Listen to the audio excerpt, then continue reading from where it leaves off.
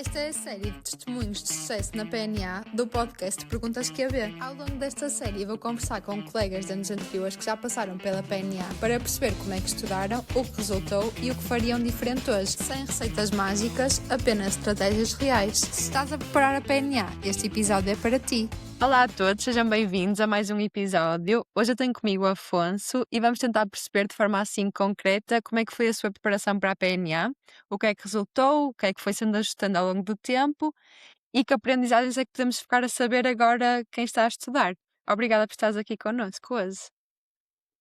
Obrigado eu pelo convite. Para começarmos então, eu gostava que te apresentasses assim de uma forma rápida, quem és, onde é que estudaste, quando é que tens a PNA e em que fase é que estás agora.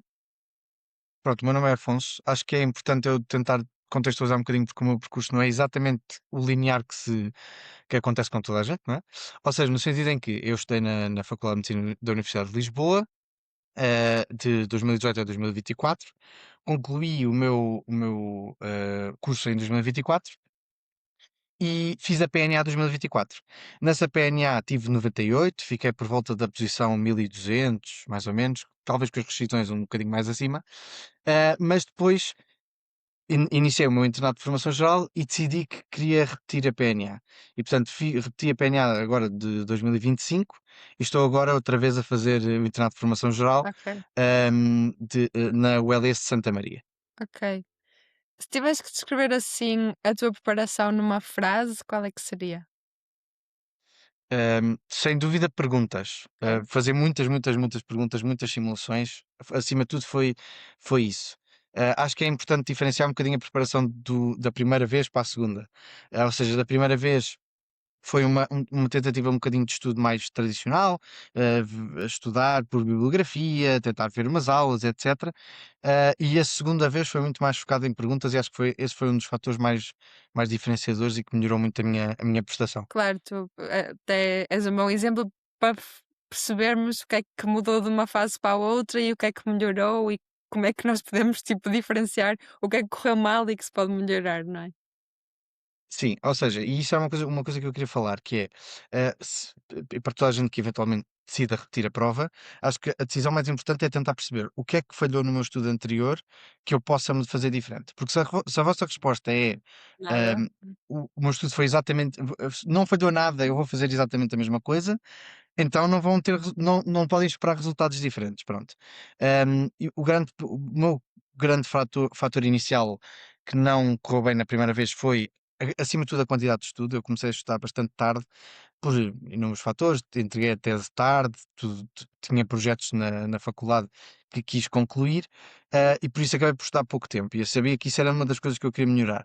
Mas a outra foi, aplicar, em perguntas, fazer um estudo muito mais ativo, e essa era a minha grande recomendação, que é, nós sabemos que as metodologias de estudo ativo são muito mais eficazes, seja flashcards, seja perguntas, seja o que for, e por isso, tentem dar mais espaço a isso e às vezes menos espaço a ficar sentadinho a ver uma aula e à espera que a aula termine e entretanto já foram ao telemóvel, já se desconcentraram e não vão chegar a muito lado. Eu acho que as pessoas têm sempre essa ideia que é tipo, sim, eu tenho que fazer muitas perguntas, eu tenho que começar as perguntas cedo, mas depois temos medo que as perguntas acabem rápido, então vemos matéria até, sei lá, meados de junho e também temos os estágios, é mais difícil de pensarmos bem numa estratégia, então acho que as pessoas acabam sempre por adiar um bocadinho, por muito que o pensamento inicial seja, sim, eu quero começar a fazer perguntas cedo, sim, eu quero ter a parte das flashcards e assim. Sim, eu acho que, as flashcards, eu não sou grande adepto das flashcards, mas é uma falha minha, eu tenho a certeza que é um excelente método de estudo e acho que isso é uma coisa que facilmente se integra desde o início. Quanto às perguntas, primeiro, acho que há tantas perguntas, por exemplo, no banco da perguntas QB, mas no geral há tantas perguntas que uma pessoa pode fazer, que não sei se alguma vez. Há algumas pessoas que terminam, mas há pessoas que, mesmo começando cedo, não conseguem terminar. O que é bom, e portanto acho que não é desde o início não ter medo de começar a fazer perguntas. Porque as perguntas é que vão obrigar-vos a confrontar-se com aquilo que vocês não sabem e a perceber que é nisso que vocês têm que apostar e não tanto naquilo que vocês já sabem. Claro. Voltando assim numa parte mais inicial, quando tu começaste a pensar na PNA assim mais a sério, qual foram as tuas primeiras preocupações? Pronto, a primeira preocupação, e especialmente agora da segunda vez, era hum, tentar definir um plano de estudo, mas um plano de estudo que incidisse acima de tudo naquilo que eu não sabia. Pronto. Um exemplo que eu dou muitas vezes é: nós, quase todos, provavelmente já sabemos a terapêutica da insuficiência cardíaca. É das coisas que nós já falamos disso sei lá, no quarto ano do curso, no quinto ano do curso, estamos fartos de falar disso. Em vez de estarmos a gastar tempo a rever pela enésima vez a terapêutica da insuficiência cardíaca, se calhar é mais importante focarmos o nosso tempo naquilo que nós de facto nunca ouvimos falar e naqueles temas que nós nunca estudámos. E acho que as pessoas muitas vezes, que naquela sensação de eu tenho uma matriz, eu quero ver tudo de fio a pavio, claro que devem tentar ao máximo dar pelo menos uma volta à matéria, mas tentem focar-se mais naquilo que vocês não sabem e não naquilo que vocês já viram. Sim, eu tenho, não sei se tu já viste alguns podcasts anteriores, mas às vezes nós falamos de que a verdade é que quando estamos na faculdade, assim, no sexto ano, no quinto ano, temas como hematologia, neurologia, se calhar para alguns, são temas mesmo difíceis e que as pessoas nem sequer estudam muito bem e tentam meter assim para trás das costas, mas depois, quando estamos a estar para a planear, percebemos que as coisas não são assim tão complicadas, como agora também temos materiais muito bons e conseguimos perceber muito melhor as coisas e que são temas que nós devemos de focar, porque às vezes nós não o queremos, sei lá, eu para começar a estudar hematologia foi um filme, foi tipo sempre a adiar, mas Claro. depois vale a pena e temos que o É, fazer, é, a pronto. é a procrastinação e acho nós procrastinamos muito aquilo que nos parece mais difícil e eu percebo isso, mas acho que se vocês começarem pelo mais difícil e deixarem para o fim aquilo que vocês gostam mais, no meu caso é psiquiatria, eu gosto muito de psiquiatria, então eu guardei para o fim tudo o que era de psiquiatria, que é para depois sentir muito mais motivado e as coisas sentir que era mais fácil e não sei o quê, e já tinha para trás as leucemias e todos aqueles genes e não sei o quê que pronto, que não gostamos tanto de estudar. Sim, tu entraste assim no início do estudo com um plano claro ou foste assim adaptando ao longo do tempo? Há uma coisa que eu fiz que não é muito típica, que é, o meu estudo foi baseado em perguntas. Isto foi por várias razões. A primeira é, eu já tinha estudado um ano, não é? Já tinha algumas bases teóricas. E a segunda foi, eu tinha feito na altura 7 meses de internato de formação geral. Não é que o internato de formação geral substitua o estudo, aliás, pelo contrário. Mas a verdade é que já tinha alguma prática clínica. Então eu achei que o que mais me faltava era fazer perguntas. E então eu fazia, logo desde o início, pelo menos 75 perguntas por dia. Eu percebo que isto é um bocadinho, hum, ou seja, para certas pessoas pode não ser muito fácil logo desde o Mas início, de mas a matéria verdade é de que isso matéria misturada ou de tópicos específicos? matéria Ok, misturada, pronto. E acho que, mesmo que não sejam loucos como eu e façam logo desde o início isto, acho que é importante que desde o início tentem começar a integrar perguntas de matéria misturada. É claro que as perguntas, vocês terminam de estudar um tópico, vão fazer perguntas desse tópico, e isso é útil para consolidar a matéria, mas a verdade é que se vocês já sabem à partida que estão a estudar, sei lá, hipertensão arterial, vocês sabem que o diagnóstico, por exemplo, vai ser sempre hipertensão arterial.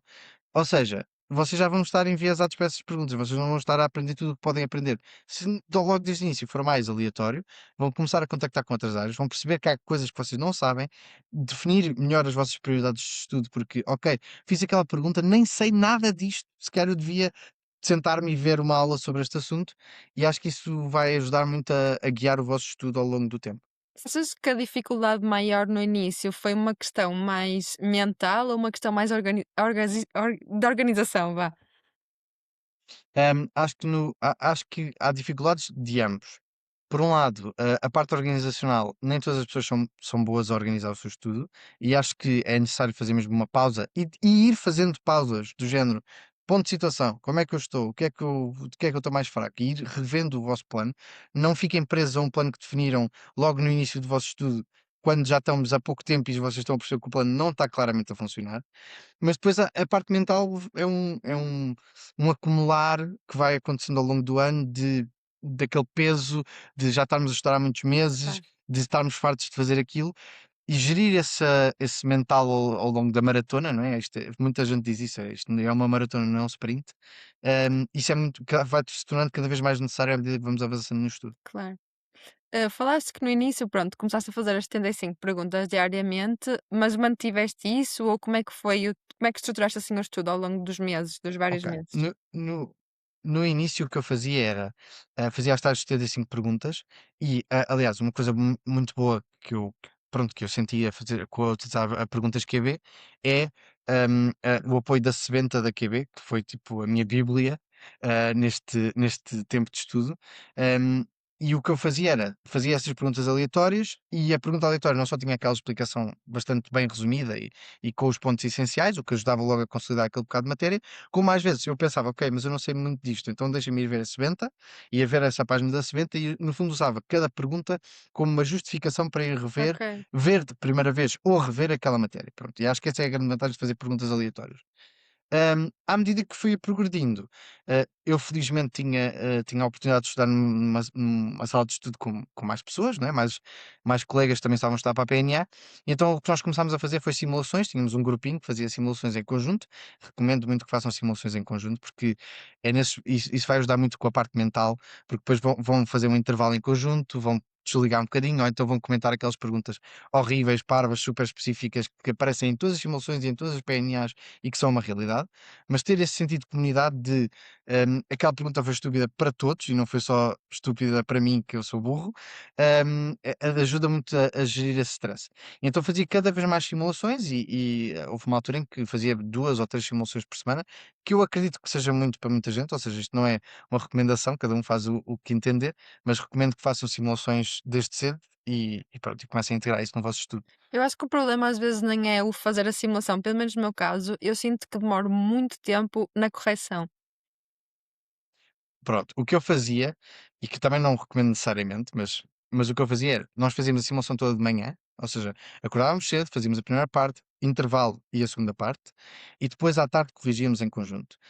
O facto de estarmos a corrigir em conjunto também às vezes acelerava um bocadinho o processo, porque era mais dinâmico e era mais estimulante.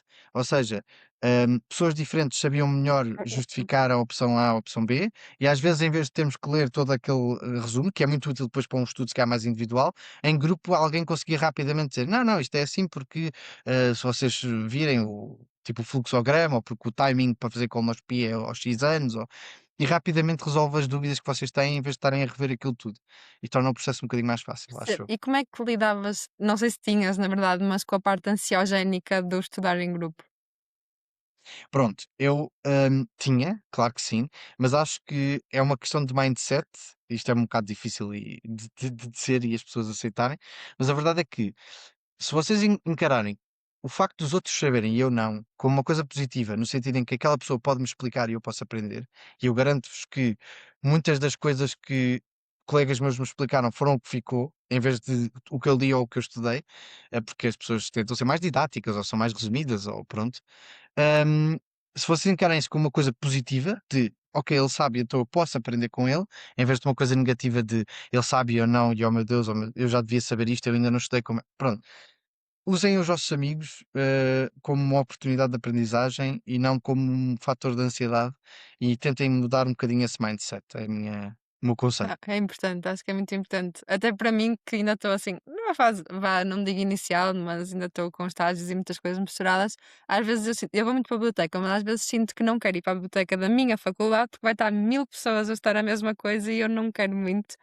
Então, sim, acho que é um conselho importante. É isso, agarrem só a esta entreajuda, acho que é muito importante, e partilhem acima de tudo estes momentos em que vocês, ninguém sabe uma coisa, e às vezes acontecia, ninguém sabia mesmo, e nós dizíamos, ok, vamos aprender, vamos nos sentar, algum de nós vai conseguir perceber isto, e depois vai explicar aos outros, pronto. E acho que isso é um mindset mais positivo e torna tudo um bocadinho mais fácil. Consegues-nos descrever assim como é que era uma semana de estudo tua? Eu sei que se calhar numa fase mais inicial é diferente de uma fase mais final de estudo. Devem ser semanas, acho eu, Uhum, diferentes. Mas se nos conseguires explicar assim mais ou menos como é que era, se diferentes numa fase inicial e como é que era numa uhum. fase mais final?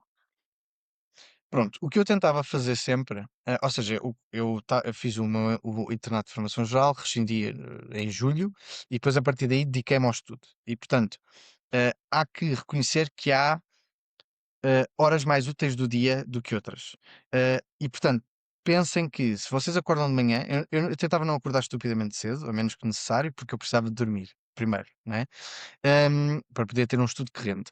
Mas depois tentava sempre concentrar o meu trabalho entre a manhã e o início da tarde. Porque se vocês deixarem mais para o final do dia, vocês vão estar mais cansados e não vai render tanto. De manhã eu tentava sempre fazer um bloco, ou a simulação, se fosse um dia de simulação, ou um bloco de 75 perguntas. E depois, dependendo do que é que eu identifiquei durante essa manhã que estava com maior dificuldade. Ou ia rever à tarde temas, alguns temas selecionados dessas perguntas em que tive mais dificuldade, ou então fazia só, pronto, espaçava mais as perguntas e usava cada pergunta como momento de revisão. Isto depois dependia um bocadinho do meu mood no dia e se me apetecia mais ou menos estudar, acho eu. Mas tanto nas fases iniciais como nas fases finais foi sempre igual? Sim, ou seja, este tipo de dinâmica foi sempre igual. Pronto, acho que cada pessoa tem que encontrar o método de estudo que funciona para elas. Isto são só recomendações, enfim, da minha experiência, né? Sim, eu acho que mesmo para mim, eu sinto que mesmo ao longo da universidade, acho que todos sabemos um bocadinho como é que nos adaptamos melhor, se é a ler matéria, se é a ler PowerPoint, se é tirar apontamentos ou se é fazer perguntas. E eu acho que sou aquela pessoa que só a fazer perguntas é que as coisas me entram. Mesmo assim, fui por uma coisa mais tradicional, digamos, e comecei a ver aulas também porque estou a estudar desde algum tempo, ainda tenho tempo, sei que chegando Uhum, ali a meados de junho já consigo começar a fazer perguntas mais a sério, eu estou a fazer, mas consigo fazer mais naquela altura, focar mais nisso, mas fui por uma parte mais uhum. tradicional, mesmo sabendo que as perguntas funcionam melhor para mim. Não sei se isto é mau ou bom, vamos ver. Eu acho só que é mesmo a nossa tendência natural a ir para aquilo que é mais tradicional. A minha única recomendação é, se vocês veem que um certo método de estudo, seja o tradicional, seja o que vocês adotaram porque alguém recomendou, não está a funcionar para vocês, mais vale lá está fazer um ponto de situação, uma pausa e pensar isto está a ser útil ou não está, e mudar de estratégia, do que insistir perpetuamente, porque mas eu agora já comecei a estudar assim, e eu já tinha planeado fazer aquelas aulas. Pronto, está tudo bem, vai correr bem na mesma, não é por vocês mudarem a estratégia a meio que vai correr mal, especialmente se a estratégia não está a funcionar. Antes de continuarmos, lembramos que estás a ouvir a versão não premium do podcast. Ao subscreveres a plataforma do Perguntas QB, desbloqueias o acesso a episódios exclusivos com resumos dos temas da PNA. Se ainda não subscreveste, podes fazê-lo em perguntasqb.pt. E agora, voltamos à conversa com o nosso convidado. Sim, acho que também é um bom conselho. Para além das perguntas, tu usaste assim mais algum recurso? A sebenta, também falamos da sebenta, mas foi só isso? Sim, acima de tudo, todo o meu estudo assentou em perguntas, perguntas, perguntas e ler. Eu fazia questão de ler sempre aquela explicação, porque eu achava a explicação mesmo muito útil e incidia sempre sobre os tópicos mais importantes. A sebenta era um excelente complemento para quando eu não fazia ideia e precisava de ver aquilo rapidamente. Claro que depois, uma pessoa, se quiser, pode ir à bibliografia, pode ver aulas, pode complementar isto com outras coisas. Mas acho que o facto de a sebenta e as perguntas focam tanto nos aspectos mais essenciais que tudo o resto tem que ser um complemento e para mim não seria a base do meu estudo. Portanto, ia só ver quando necessitar. Sim, sim, eu acho que hoje em dia nós também temos ferramentas mesmo muito boas e muito completas e com tudo muito resumido e muito direitinho e nem sequer precisamos, só que, assim, não percebemos daquela maneira, se calhar vou pesquisar para ver como é que é melhor, mas acho que hoje em dia cada vez vamos precisar menos disso porque e, efetivamente as ferramentas são mesmo muito boas. Sem dúvida, sem dúvida. Eh, Nunca, eu sei que tu disseste desde o início que tiveste assim mais ou menos esse plano das 65 perguntas e depois que ias vendo de tarde como é que corria. Não houve nenhuma fase em que sentiste, mesmo numa fase inicial, de, sei lá, 1 ou 2 semanas, que sentiste que tiveste que mudar o método. Não, mas, lá está, daí toda a minha contextualização prévia. É preciso perceber que eu tinha Sim, umas bases teóricas que se calhar conseguia adquirir antes, que uma pessoa no seu primeiro estudo não sei se teria. Acho que a minha recomendação seria que tentem perceber quais é que são as vossas lacunas teóricas, tentem colmatá-las, seja com aulas, seja com a sebenta, seja com o que for, mas acima de tudo, não comecem a aplicar essas bases teóricas assim que vocês se sentirem confortáveis e talvez até quando ainda estão um bocadinho desconfortáveis, ainda acham que aquilo não está assim tão bem, está tudo bem, mais vale errar ali do que errar na claro. PNA, é o que eu pensava sempre. Quando sentias assim que o estudo não estava a render muito, como é que conseguias reajustar ou o que é que fazias? Eu fazia mesmo dias de pausa, em que eu não fazia rigorosamente nada. Se me sentia culpado, sentia, e acho que é natural, mas acho que temos que mesmo pensar que se eu hoje não estou capaz de estudar nada, este estudo não está a render nada, mais vale não fazer nada para amanhã o estudo render. E até eu me adaptar a essa realidade e não sentir aquela pressão de mas este dia perdido implica que eu já vou ter menos um dia para estudar para a PNA, está tudo bem. Mais vale não terem esse dia e conseguirem que os outros rendam mais, do que estarem perpetuamente a atirar-se contra a parede sem solução. Sim, claro. Se alguém te perguntasse assim, o que é que fez mais diferença no teu resultado, o que é que dirias que foi? Claro que as perguntas, falamos disso, mas a consistência, o que é que achaste que foi? Acho que aquilo que fez mais diferença foi, acima de tudo, treinar, todo o meu estudo estar assente no modelo da prova e treinar esse modelo da prova. O número de simulações que eu fiz, nesse aspecto, a QB tem muitas simulações na plataforma, mas além das simulações temos as PNAs anteriores, que entretanto já são bastantes. Hum, Fazer esse treino no modelo da prova e estar habituado ao tipo de perguntas, à maneira como a pergunta é colocada, e ao tempo que eu tenho para fazer aquela pergunta, levou a que depois, no dia, não tivesse tanta dificuldade em gerir o meu tempo, em perceber qual era o objetivo da pergunta. E uma coisa que eu queria só acrescentar é: às vezes vocês não têm que saber propriamente o que é que a pergunta, qual é o conhecimento teórico que está subjacente à pergunta, mas têm que, acima de tudo, perceber qual é que é o objetivo daquela pergunta. Porque é que aquela pergunta existe? O que é que aquela pergunta está a querer avaliar? Porque muitas vezes a falha está nisso. Se vocês não percebem o que é que aquela pergunta está a avaliar, não vão conseguir mobilizar esse conhecimento, porque vão estar perdidos num bocado de o que é que esta pergunta está a perguntar, e porque é que estas opções estão aqui? Às vezes as opções estão ali porque o objetivo da pergunta era tentar perceber se vocês sabem bem o diagnóstico diferencial de patologia X. Se vocês identificarem que é esse o objetivo da pergunta, vão perceber, estas opções estão aqui porque faz parte do diagnóstico diferencial. E é só por isso que elas lá estão. E conseguem eliminá-las mais facilmente com base nos dados clínicos da vinheta, em vez de estarem perdidos a pensar, ok, mas neste caso qual é que é de facto a patologia mais prevalente perante este quadro? Não é isso que eles querem saber. Eles querem que vocês olhem para aqueles dados e comecem a escolher opções. Sim, e por isso é que também é importante nós lermos aquela parte das perguntas que diz mesmo o objetivo da pergunta e aprender um bocadinho com isso. Concordo plenamente. Exato. E o número de perguntas que eu errei porque não li isso, porque li na diagonal ou estava distraído, foi o que depois me deu disciplina para na prova tentar não fazer o mesmo erro. Claro. Integraste então a plataforma do Perguntas QB desde o início, correto? Sim, aliás, foi a base de todo o meu estudo. Tanto as perguntas como a segunda. Sim. Hum, e como é, o que é que te fez manter essa ferramenta no teu dia a dia? Sentias que era diferente das outras plataformas?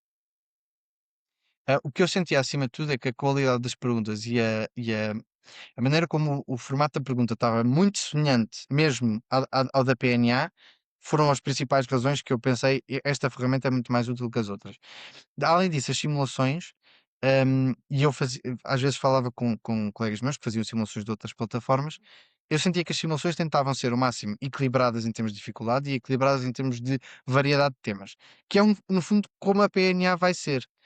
Ou seja, se vocês tentarem fazer uma simulação que é adequada ao nível de dificuldade e ao nível de conteúdos da PNA, vão estar muito mais preparados do que se vocês fizerem uma simulação que ou é estupidamente difícil porque pergunta imensos pormenorzinhos, e que depois não representa aquilo que vai sair na PNA, porque a PNA não são só pormenorzinhos, também os tem, mas não é só. Ou se tiverem a fazer uma simulação que tem um certo viés para certos temas que não é a distribuição normal da PNA. Só para dar um exemplo, por exemplo, na PNA costuma sair muita gastroenterologia e muita cardiologia, por exemplo. Se a vossa simulação não cumpre essa proporção, então provavelmente não vai ser uma simulação lá muito boa. E vocês vão estar a incidir imenso, sei lá, sobre hematologia, que é um tema que sai, obviamente, mas que não sai tanto. Portanto, quanto mais representativa a simulação for da PNA, melhor, mais útil é. Houve mais alguma funcionalidade da plataforma que tenhas usado para além das perguntas e da sebenta? Por exemplo, não sei, a app, as flashcards, já disseste que não, mas houve mais alguma funcionalidade? Não, ou seja, eu tinha alguma curiosidade porque na altura apareceu o doutor QB, não é? A ferramenta de inteligência artificial, mas eu acabei por ainda não ter tido acesso. Acho que se fosse agora tentaria incluir isso, porque já percebi que isso é uma ferramenta de estudo muito útil, embora eu nunca tenha usado uma ferramenta de IA para apoiar o estudo. Mas não, acabei por ir àquilo que eu achava que era mesmo mais útil para mim. Acho que a vantagem da plataforma ter tantas funcionalidades é que adapta-se a muita gente que tenha métodos de estudo diferentes. Portanto, procurem usar aquelas que são mais úteis para vocês. Acho que as perguntas, obviamente, mas vejam o que é mais útil para vocês. Sim, até porque a app eu sei que tem vindo a evoluir muito e está cada vez melhor, e acho que é boa na medida em que tu podes estar no verão na praia e estás a fazer perguntas no telemóvel e isso é ótimo, que acaba por estás a estudar, mas a sentir que estás na praia. Eu acho que isso é um bom Sim, equilíbrio. E Sim, fazes eu às vezes usava a app nos meus tempos mortos, ou seja, nas viagens de transporte, etc. Acho que, contudo, não substitui o estar sentado a fazer claro, perguntas e ali focado. Portanto, é útil para tu preencheres tempos mortos, mas fora disso temos mesmo que nos sentar e ler a sebenta, ver, fazer perguntas mesmo sentado, ver as explicações como deve ser, claro. etc. E sentiste que o treino com as perguntas melhorou a forma como conseguias raciocinar clinicamente e também a forma como conseguiste gerir o exame? Sem dúvida, até porque o exame há muita pressão, não é? Ou seja, de tempo acima de tudo. Nós temos que estar a ser capazes de responder, ler tudo aquilo, as vinhetas que na PNE 2025 eram. Pelo menos a sensação geral é que eram bastante grandes. Ler aquela vinheta inteira e tomar uma decisão sobre aquilo e mobilizar aquele conhecimento em 1 minuto e 40, ou o que é. Ahm, e isso só é possível com treino. E aí é que entra a parte de isto não é só saber, não é só conhecimento teórico. Há uma parte importante de treino do exame, que se ganha fazendo perguntas e fazendo simulações, que permite maior sucesso, porque uma pessoa até pode saber imenso de medicina, mas se depois não consegue responder às 75 perguntas naquelas horas que tem para a primeira parte e para a segunda, então não vai conseguir demonstrar esse conhecimento e vamos ter uma pior nota, não é? Claro. Se tivesse que dizer assim a um aluno mais novo, como eu, que está agora a preparar-se para a PNA, porque é que vale mesmo a pena comprar esta plataforma? Se tivesse que resumir assim numa frase tudo aquilo que falamos até agora, qual é que seria? Vale a pena porque tem um conjunto de perguntas grande, vasto e que aborda todos os temas necessários. Essas perguntas estão muito bem estruturadas e raramente eu sentia que uma pergunta estava mal feita ou não cumpria o formato da PNA ou era muito específica. E as explicações às vezes substituem ver uma aula teórica sobre aquele assunto, honestamente. E depois a sebenta é um lifesaver mesmo. Sim, acho que foi um bom resumo do que falamos até agora. Assim, para passarmos a uma fase do pós-PNA, que também é uma fase importante, como é que foi a tua transição entre terminar a PNA e fazer o internato de formação geral? Ok. Portanto, acho que tirar umas férias é essencial e eu fui de férias com os meus amigos, não é? Isto da primeira vez que fiz a PNA, fui de férias com os meus amigos e foi excelente, tipo, desligar um bocado do mundo. E depois entrar no internato de formação geral, acho que é muito de repente somos médicos e podemos fazer coisas com o conhecimento que temos. E acho que isso é muito rewarding comparativamente a estudar no éter, não é? Estudar um bocado sem um propósito. E acho que o mais motivador do estudo para a PNA, que é difícil e não é muito motivador, mas o mais motivador é depois perceber que aquele conhecimento, afinal, não foi só para a PNA, também pode ser utilizado para pronto, salvar vidas, entre aspas, não é? Ver doentes e aplicar aquilo na vida real, acho que é muito bom. Como é que está a ser agora? Eu sei que é a segunda, mas como é que está a ser a experiência de internato? Está a ser bom, está a ser muito bom no sentido em que, especialmente agora que já sinto que a PNA está para trás e, portanto, o peso saiu de cima de mim, hum, está a ser muito mais a liberdade de pensar. Eu agora posso dedicar o meu tempo ao que eu quiser, obviamente tenho de trabalhar, não é? Mas se eu quiser saber mais sobre algum assunto em medicina, já não tenho que saber por obrigação, tenho que saber por interesse. E acho que isso dá toda uma nova vontade de estudar que não tinha antes. Há vontade de falar sobre medicina, falar sobre os doentes que nós vimos. Eu, pelo menos, sinto isso muito com muitos amigos meus que até nem gostavam assim tanto do curso, no sentido em que não queríamos falar de medicina. Falar de medicina é uma seca, quero falar sobre outras coisas na vida, mas de repente ganha-se todo o interesse por medicina. Pronto, porque somos médicos e vemos doentes e queremos contar aos nossos amigos os doentes que vimos e as coisas mais fora da caixa que vimos. E acho que isso é bom. Sim, isso é muito giro. E está a corresponder àquilo que imaginavas? Hum, Acho que há uma dificuldade inicial em lidar com eh, a falta de autonomia, a falta de. Eu não sei como é que se fazem as coisas. hum, que não existe quando nós estamos só a fazer perguntas ou quando estamos só a estudar, não é? Quando nós estamos a fazer perguntas, nós sabemos que a opção certa é a X e pronto, e segue. Mas agora de repente eu tenho que saber onde é que é o eletrocardiograma, como é que eu mando para lá o doente, etc. Essa fase inicial de pôr na prática aquilo que nós sabemos na teoria é um bocadinho frustrante às vezes. Mas a verdade é que eu tenho encontrado apoios nos meus tutores ou nos tutores que tenho tido e nos meus colegas, e acho que isso às vezes compensa muito essa dificuldade inicial. E depois uma pessoa vai se habituando e acho que vai ficando melhor, cada vez melhor. Ok. E já tens assim alguma ideia da especialidade? Pronto, é isso, ou seja, eu desde o início, desde a minha primeira PNA que eu já queria ir para a psiquiatria e continuo com essa vontade de ir para a psiquiatria, e aliás foi por isso que eu repeti.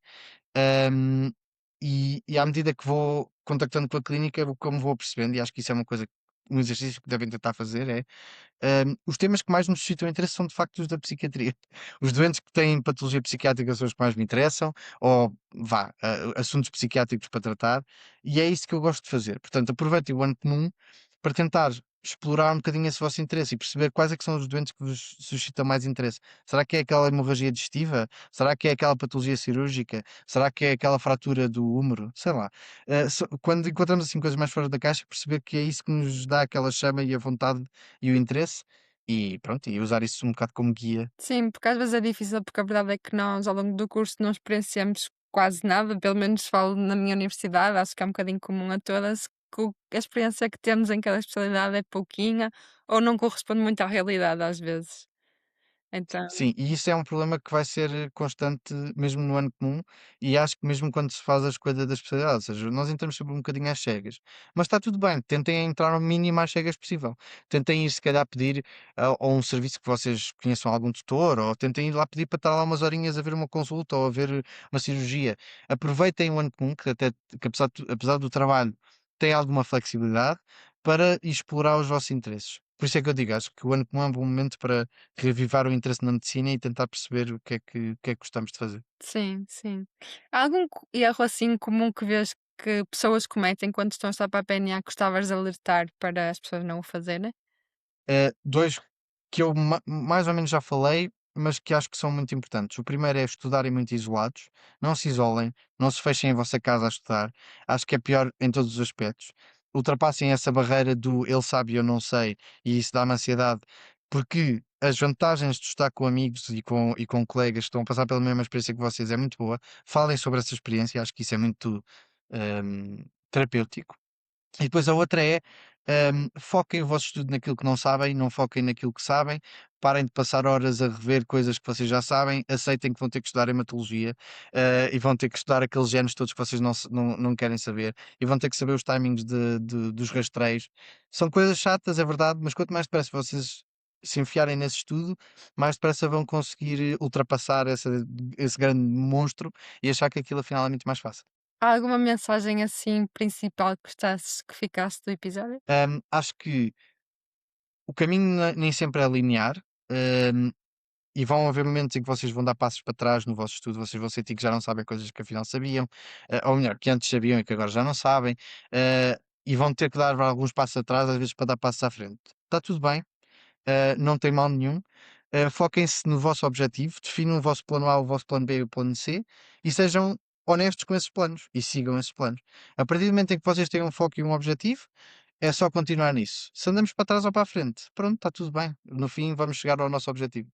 Sim. Afonso, muito obrigada então por ter estado aqui connosco e por teres partilhado a tua experiência de forma tão clara. E obrigada também a quem nos esteve a ouvir. Não se esqueçam de subscrever o podcast, a Perguntas que haver no YouTube, Spotify e Apple Podcasts. E se tiverem uma subscrição premium, podem também aceder ao canal exclusivo com episódios dedicados aos temas da matriz da PNL. Até à próxima e um bom estudo a todos.